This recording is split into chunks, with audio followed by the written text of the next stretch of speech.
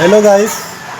हालांकि मैं ऐसा वीडियो कभी बनाता नहीं हूँ, पर आज मजबूरन बनाना पड़ा है और खुद की आंख के देखे हुए कैसे मैं झुठला सकता हूँ। हालांकि मेरे से फ़ोटो भी लिया नहीं गया उसका।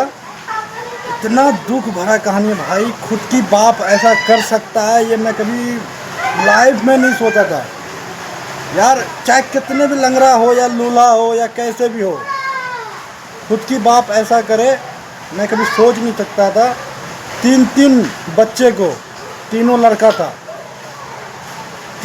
था, यहीं का है, फरीदाबाद खेरी पुल नहर पार इंदिरा कम्प्लेक्स गली नंबर 3 में। तीन बच्चे को काट के एक ही प्लेट में,